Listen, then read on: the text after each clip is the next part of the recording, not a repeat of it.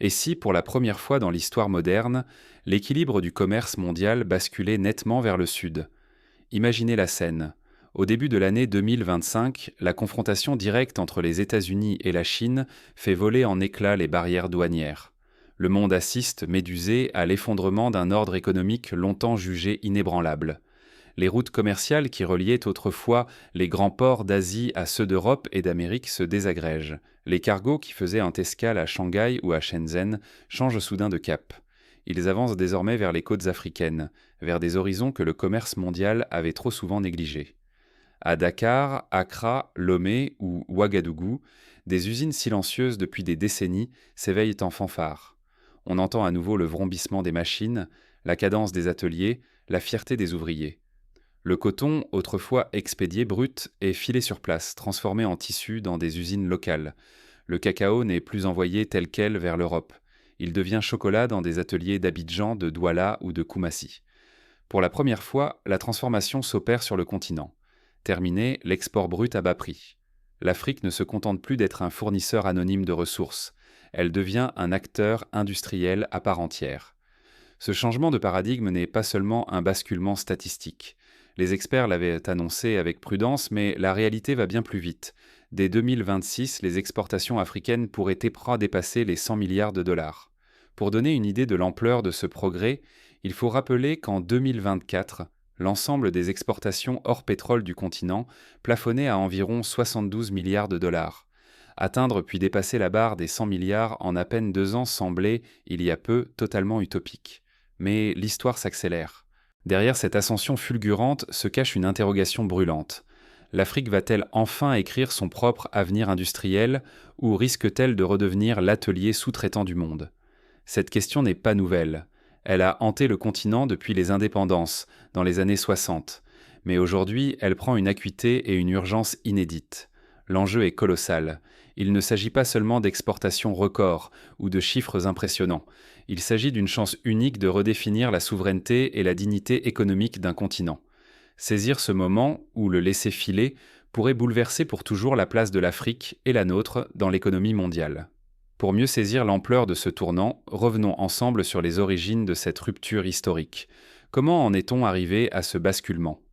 Pour comprendre, il faut remonter aux racines du choc sino-américain, mais aussi à l'évolution des routes commerciales depuis la fin de la guerre froide.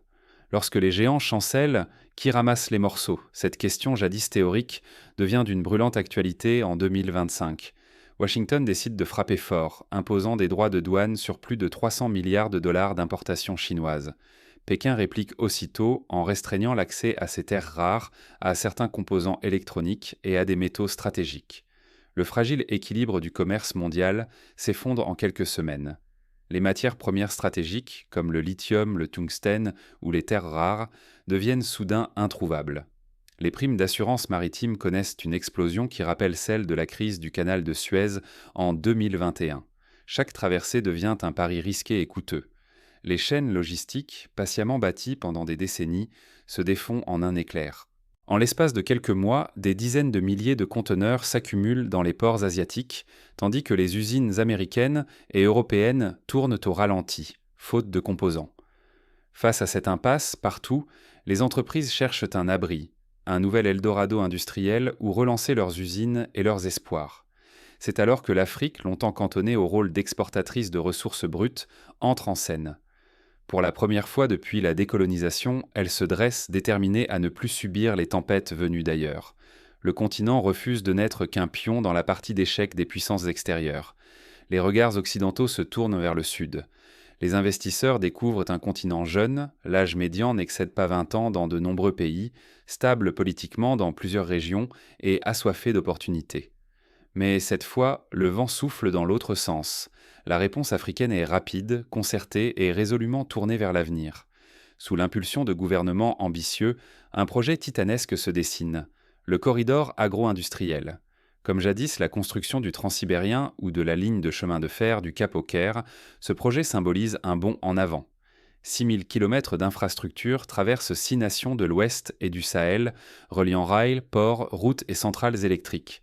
Ce ruban d'acier et d'énergie, soutenu par des partenariats publics-privés, redéfinit la carte industrielle du continent. Il permet d'acheminer le coton du Burkina jusqu'au port du Sénégal, le soja du Nigeria vers le Ghana, l'or du Niger jusqu'à la côte atlantique. Les premiers contrats pleuvent. Des usines textiles américaines déménagent du sud-est asiatique vers le Burkina Faso, le Ghana, le Sénégal. Les technologies agricoles européennes s'implantent autour des grandes plaines céréalières.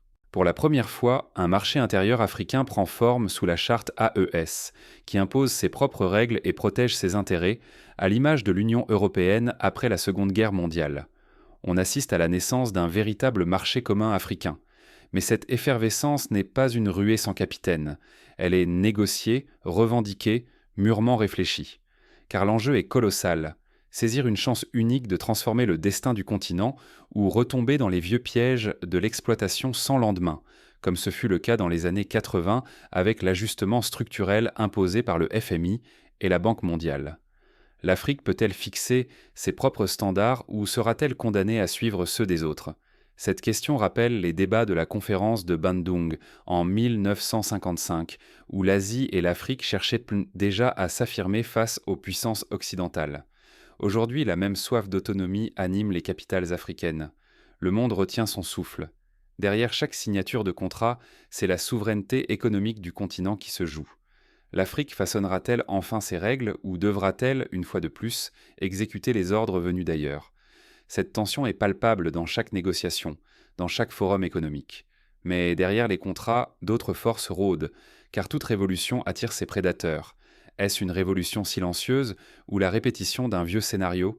L'Afrique est à la croisée des chemins, tiraillée entre la fierté d'un réveil et la vigilance d'une histoire lourde. En moins de 2 années, les exportations africaines hors pétrole sont passées d'environ 72 milliards à plus de 94 milliards de dollars. Mais derrière ces chiffres, c'est tout un continent qui tente de s'arracher à son destin de simple fournisseur de matières premières, rêvant désormais de devenir l'atelier du monde selon ses propres règles. Ce bouleversement ne se résume pas à l'affrontement entre la Chine et les États-Unis. Au cœur du continent, des modèles hybrides émergent, des entreprises à capitaux mixtes où l'État reste décisionnaire, des consortiums locaux qui rejettent prendre toute dépendance extérieure. Au Sénégal, par exemple, la Société nationale des textiles impose une participation majoritaire des travailleurs locaux. Au Ghana, des coopératives paysannes détiennent des parts dans les usines de cacao. Le débat fait rage. Comment garantir que cette industrialisation rapide ne soit pas, encore une fois, pilotée depuis l'étranger ?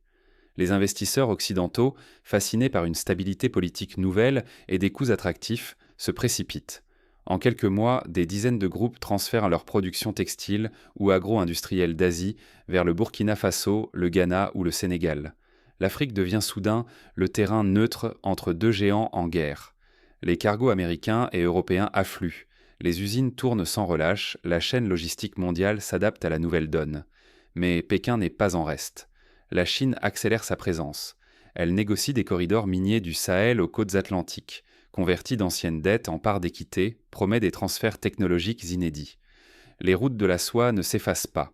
Elles se prolongent, tissant un maillage inédit dans les zones industrielles d'Abidjan ou de Bobo-Dioulasso. À titre d'exemple, la ville de Ségou au Mali, autrefois reléguée à la culture du riz, accueille désormais une usine de batteries électriques, fruit d'un partenariat sino-malien. Un vent de fierté souffle. Pour la première fois, des usines appartiennent majoritairement à des capitaux africains. Les contrats sont négociés sans intermédiaires occidentaux, et les monnaies nationales sont adossées à l'or pour limiter la volatilité. On parle de dignité économique, et la jeunesse africaine réclame sa part du futur. Les réseaux sociaux bruissent de slogans comme « Notre coton, nos règles » ou « Transformer ici, exporter là-bas ». Mais la prudence domine.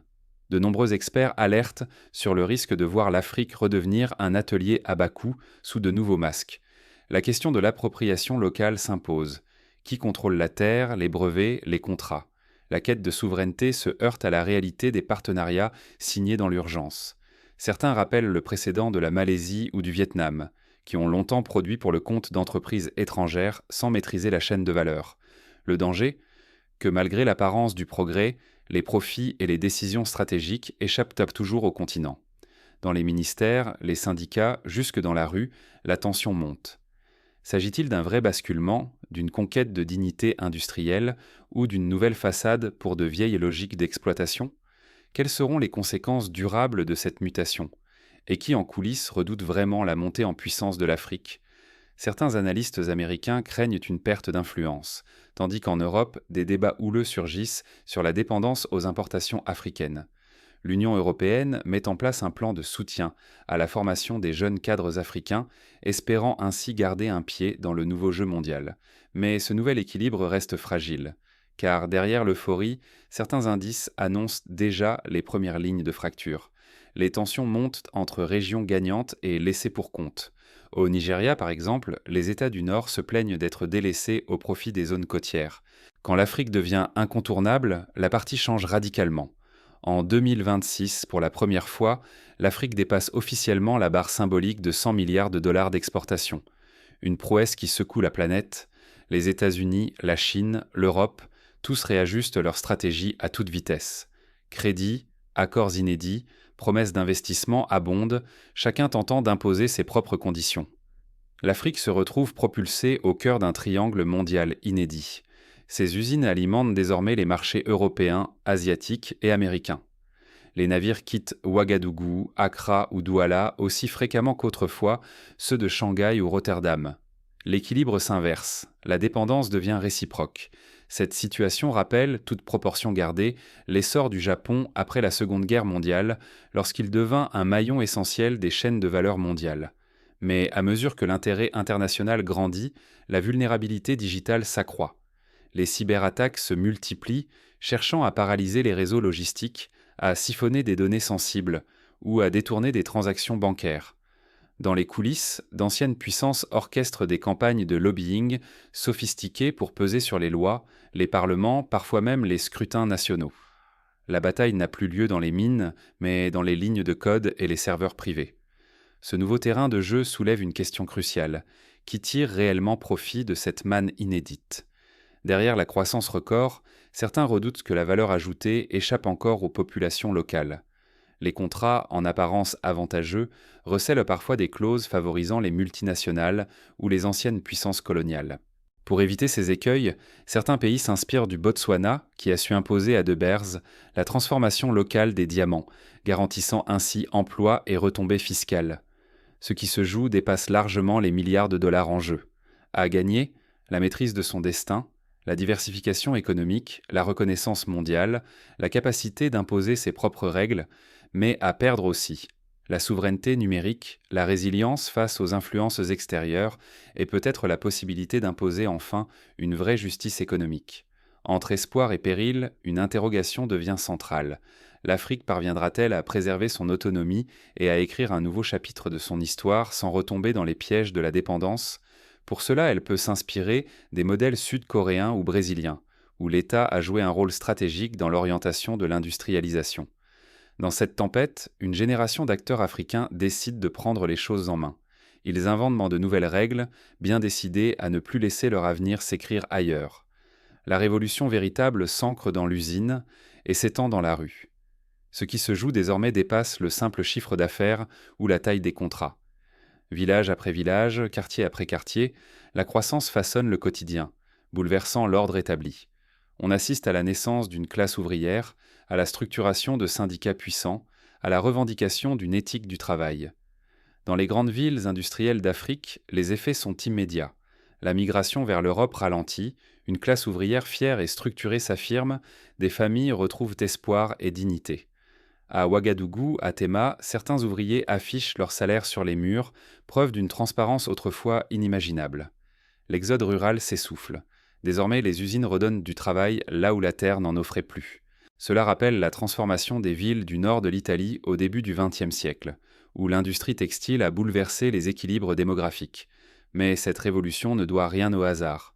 De nouveaux outils protègent les intérêts locaux, réserves d'actions attribuées en priorité aux habitants, coopératives communautaires, lois sur la transparence nées d'une pression citoyenne inédite. On parle d'une économie à visage humain, où le contrôle ne se limite plus au conseil d'administration, mais s'exerce sur la place publique et dans les assemblées de village. Des commissions mixtes veillent à la redistribution des profits, tandis que des plateformes numériques permettent à chaque citoyen de suivre en temps réel l'utilisation des recettes fiscales. Ce contrôle citoyen bouscule les vieilles habitudes. Les contrats d'implantation industrielle sont exigés au grand jour. Les élus doivent rendre des comptes en public. Dans plusieurs écoles, on enseigne dès le collège l'histoire de la logistique et de la propriété industrielle. Pour la première fois, l'Afrique interroge ouvertement ses propres règles du jeu. Dans les universités de Dakar ou de Yaoundé, des filières économie de la souveraineté voient le jour, formant une nouvelle génération de décideurs. Pourtant, la route reste semée d'embûches. À mesure que certaines régions prospèrent, la fracture menace entre zones industrielles dynamiques et campagnes en marge. Les tensions montent autour de la répartition des profits. Le débat s'intensifie. Faut-il protéger la souveraineté, quitte à limiter certains investissements étrangers, ou ouvrir totalement les marchés au risque de voir la richesse s'évaporer à nouveau? Le Nigeria, par exemple, instaure un fonds de solidarité interrégionale financé par une taxe sur les exportations, tandis que le Bénin mise sur l'ouverture totale pour attirer les capitaux. L'enjeu, éviter les pièges de la cupidité ou d'un nationalisme de repli. Seule une prospérité partagée, fondée sur un équilibre subtil entre ouverture et contrôle local, pourra durer. Les dirigeants, sous l'œil vigilant des médias et des citoyens, tentent de redéfinir la propriété. Ni spoliation, ni domination étrangère. L'Afrique avance vers une normalité nouvelle, où la souveraineté devient une pratique quotidienne, et non plus un simple slogan. C'est ainsi qu'en Afrique du Sud, une charte de la transformation industrielle est adoptée, imposant des quotas de direction aux nationaux dans toutes les grandes entreprises étrangères. Ce qui change tout, ce n'est pas la radicalité, mais la capacité à arbitrer localement, à imposer la transparence, à exiger des retombées concrètes. C'est cette vigilance citoyenne, patiente mais inflexible, qui pourrait garantir que la croissance ne soit pas qu'une façade, mais serve de véritable moteur à la transformation sociale.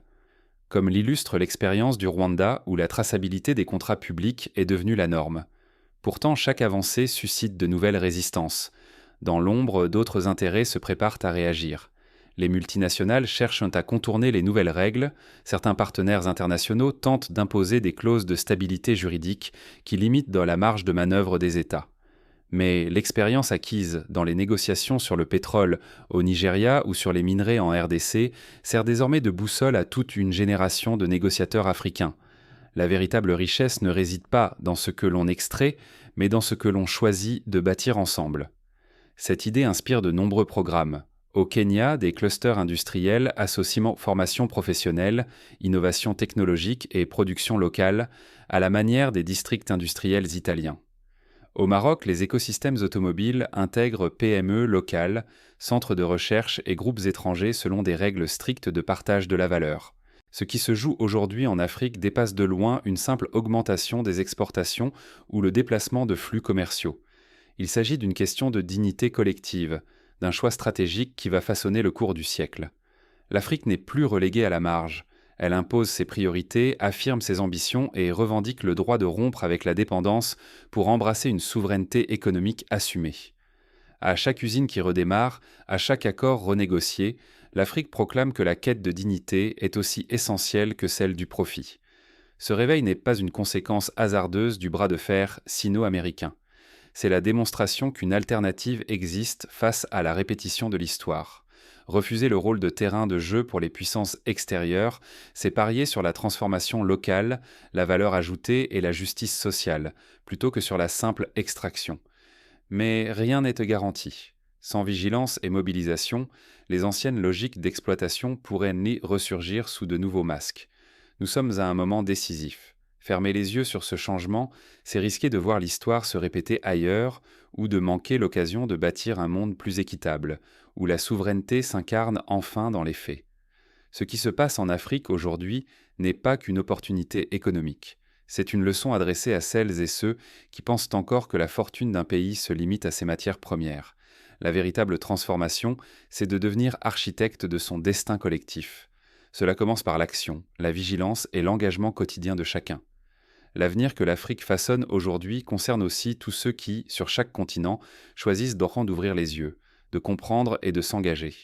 Car la dignité, la justice et la souveraineté ne tombent pas du ciel. Elles se construisent jour après jour avec courage et lucidité. Que vous soyez décideur, citoyen, investisseur ou simple témoin, l'enjeu est universel. Refusez la répétition du passé, accompagnez ce tournant, restez lucide face aux nouveaux rapports de force. Ensemble, faisons en sorte que cette transformation soit durable, juste et profondément africaine. car c'est dans la capacité du continent à écrire ses propres règles que se joue, finalement, l'avenir d'une économie mondiale plus équilibrée, plus humaine et plus digne.